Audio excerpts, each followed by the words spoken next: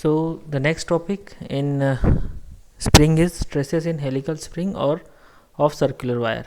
Okay, now the stresses will show in this way. These are the terms which we are going to use here. These are the figure. So the axial load, first I will take a pointer. So axial load on helical gear, this is the wire diameter small d which is shown here. Okay, mean diameter is capital D which is shown here. This is the mean diameter. This is the twisting, that is the twisting due to this curvature effect is happening here. Shear stress tau is there. C is the spring index, P is the pitch of the coil, load W is acting on the spring here. Okay, and deflection delta, whatever the deflection. So now consider a part of compression spring as shown in this figure. Okay, now the torque will be what? W into d by 2. So we know that W is equal to, and we know that torque for the shaft is what? Pi by 16 tau 1 into d cube. So just eliminate this term. So this is the thing which we get here. So tau 1 is equal to what? 8 times WD divided by pi d cube, because this 2 and this 16, these become 8, this and the other term is there. So tau 1 stress is equal to, we need to find out the stresses. Therefore the shear stress tau 1 will be what? This.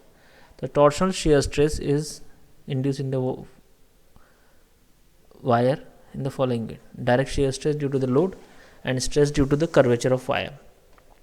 And direct shear stress is what? Tau 2 is equal to load upon cross sectional area of the wire. So W upon pi by 4 d square, or you can say the 4W upon pi d square. So these are the two stresses which we get here.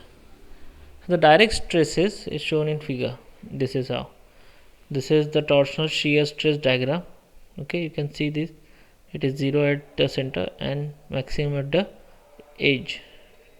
Here also direct shear stress due to this load is uniform. Now resultant torsional shear stress is what? At the inner edge it is maximum and at the outer edge it is minimum. Here also it is maximum at the inner edge and minimum at the outer edge. That means maximum curvature effect is there at the inner edge. Now we know the resultant shear stress induced in the wire, that is tau is equal to tau 1 plus minus tau 2. So 8WD divided by pi d cube plus 4W divided by pi d square. So negative sign is used for the outer edge of the wire and positive sign is used for the inner edge. So the torsional shear stress plus direct shear stress will give you this value, that is 8WD upon pi d cube into 1 plus small d by capital 2 times d. So if you put this value, this 1 plus small d by capital 2 times capital D is nothing but, if you change this term, small d by capital D by small d is what? The spring index. Okay, so we change it, so 1 upon 2 times C. So this term can be written as Ks, that is the shear stress factor. Okay, so this equation will become Ks into 8WD upon pi d cube. So the maximum shear stress induced in the wire is nothing but 8WD by pi d cube into Ks. So this is how the stresses in helical gear can be found out.